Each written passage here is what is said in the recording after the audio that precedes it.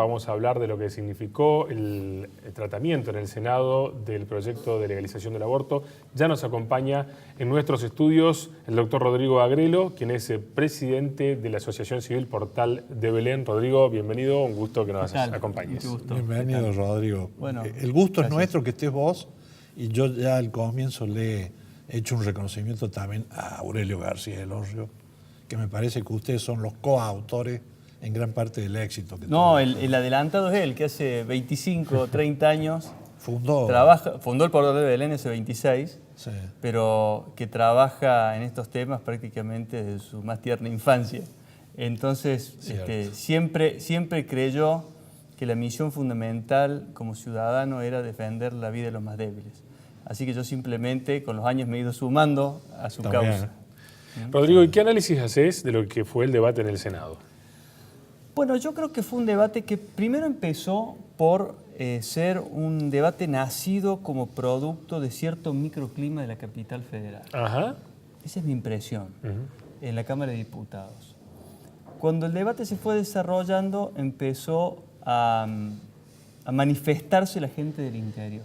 Ya cuando llegó al Senado, en donde todas las provincias son iguales, la gente del interior empezó a salir a las calles. Y cuando empezó a tomar conocimiento del contenido del proyecto, la implicancia que tenía, que era prácticamente la liberación total del aborto, que en las escuelas se enseñara el aborto como un derecho, que no hubiera objeción de conciencia para los médicos, que fueran penalizados en el caso de que no lo realizaran, etcétera, etcétera.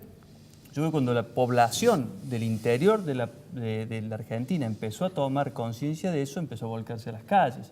Y creo que ha sido un gran ejemplo de participación cívica y que muchos senadores han terminado adoptando una posición a partir de palpar una posición definitiva, a partir de palpar cuál es el sentimiento auténtico de su pueblo. ¿Consideras que fue mayor el interés de la gente al que se presuponía antes de que se trate estos proyectos? Sí. Fue realmente lo que uno palpó en las marchas, en el contacto con la gente, es que yo diría que es como que se tocó una fibra muy profunda de la Argentina. Es decir, que está en la gente, en mucha gente, ¿no? Porque no todo el mundo piensa lo mismo, no. Pero en una enorme cantidad de gente que estaba pasiva, viendo este tema sin mucho hacer, y de pronto se dio cuenta de la dimensión que tenía y que le habían tocado un valor fundamental, la vida de los hijos, la vida de los más frágiles, de los más indefensos, y entonces ahí la gente empezó a participar y a salir. No, eso es notable. Los únicos senadores que se quedaron retrasados fueron los 3 de Córdoba. Bueno, en el caso de Córdoba, fíjate que hay un tema que llama la atención, y con todo respeto, ¿no?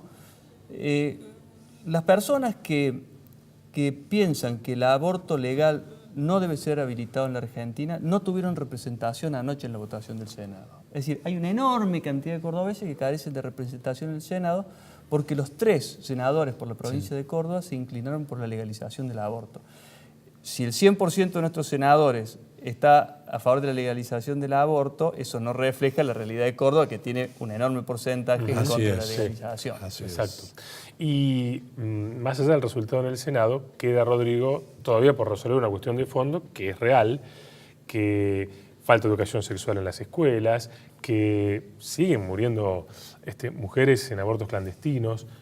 ¿Cómo resolver esa problemática tan difícil? Bueno, yo diría que lo primero es poner la misma energía que se puso para este debate en la solución de los problemas estos que vos señalás. Sí. Porque el tema es que la Argentina ha gastado una energía institucional durante 3 meses enorme. Sí. La gente volcada a las calles, los debates, bueno, la cantidad de cosas que se han...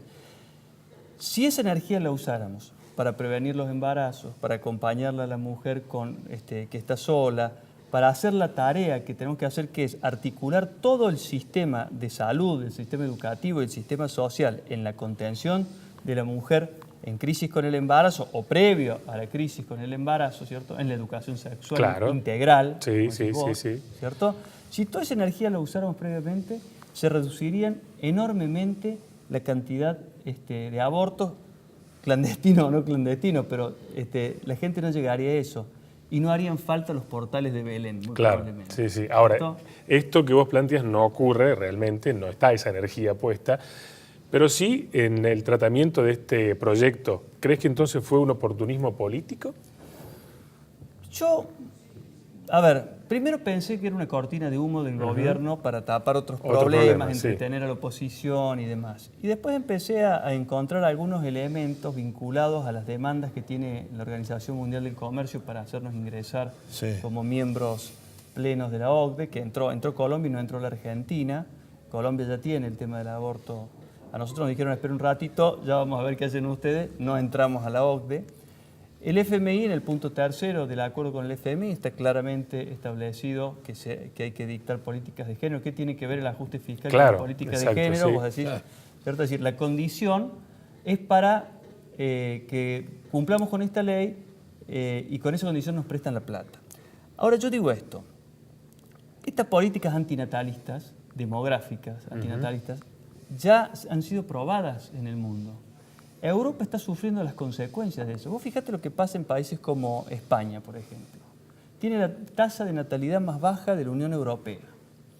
Tienen el problema de que la pirámide poblacional se les ha invertido, entonces el sistema previsional está en crisis porque no hay una cantidad de trabajadores suficientes para sostener a los pasivos, ¿cierto? Y hay países como el Reino Unido y no recuerdo cuál otro, que están creando ministerios de la felicidad o ministerios contra la soledad. ¿Por qué? Porque a partir de los 60 años la gente empieza a quedarse sola. Claro, no tienen un nieto que los visite, porque los chicos no nacen. Si tenemos una tasa de natalidad del 1,2%, ¿quién te va a visitar cuando seas viejo? ¿Quién te va a visitar si no nacen los chicos?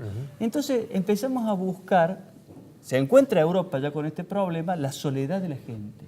¿Y la soledad qué es? Infelicidad, tristeza, distancia, aislación, ¿cierto? Es decir, ¿hacia qué tipo de cultura vamos? Es lo que nos tenemos que preguntar. Claro, es mucho más que esta ley. Sí, más profundo. ¿A dónde vamos con esta ley? Fíjate una cosa, perdón si me extiendo. El otro tema, Islandia. Una nación que festeja que ya no nazcan niños con síndrome de Down. Eso puesto como un triunfo. Hemos llegado a la meta, ya los chicos con síndrome de Down no nacen. ¿Por qué? Los abortamos antes. Es decir, que hay que preguntarles a las familias que tienen niños con síndrome de Down lo que significan como representación del amor a esos chicos y de felicidad para esas familias, pese al esfuerzo, el sacrificio y el dolor de los padres. Pero no necesariamente el dolor está vinculado a la infelicidad. Rodrigo, y el debate que se viene en torno al tema aborto tiene que ver con la despenalización. Es decir, que una mujer no vaya presa, pero no quiere esto decir que tiene los beneficios que le daría el Estado si estuviera legalizado el aborto. Ahora, el doctor siempre dice... Yo fíjate, Rodrigo, que tengo 54 años de abogado. Y le contaba a él, puede ser que yo sea la excepción, nunca en los 54 años de abogado vi una mujer presa por aborto. Ni en el entorno en que yo me muevo. Claro, pero este tema se va a debatir, porque en la reforma del Código Penal va a estar planteado. ¿Qué opinión tenés al respecto? Planteado, claro. El tema es el siguiente. Hay un artículo del Código Penal que es el 34, inciso 2, que establece las causas de inimputabilidad. ¿Qué es en general los casos son los casos que se dan generalmente de aborto? ¿Cuál es?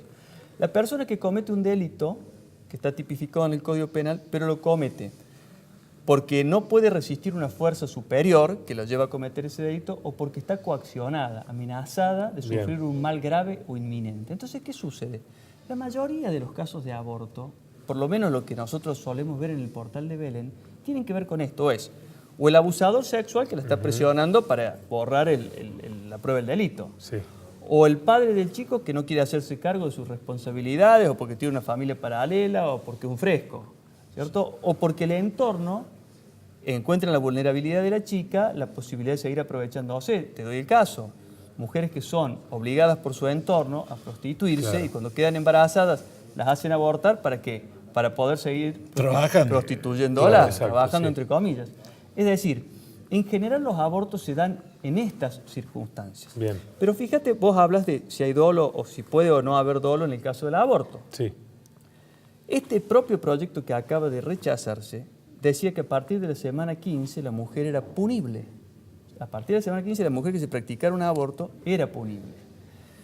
Entonces quiere decir que podemos coincidir en que lamentablemente la naturaleza humana a veces puede funcionar de ese modo. Yo diría que por excepción, excepcionalísima, una madre puede acabar dolosamente con la vida de su hijo. En ese caso, la ley prevé una sanción que puede ser graduada por el juez. Que de algún modo, si al juez le damos la herramienta de graduar la pena, puede el juez incluso hasta llegar a anular la pena porque ya está lo que se llama la pena natural. Es suficiente con el daño sufrido como consecuencia del aborto como para llevarla preso. Pero la penalización yo creo que es fundamental porque la ley tiene un sentido pedagógico. Es decir, si los argentinos tenemos acordado socialmente que la vida humana se respeta desde la concepción, no podemos consagrar que terminar con la vida de un ser indefenso es lícito.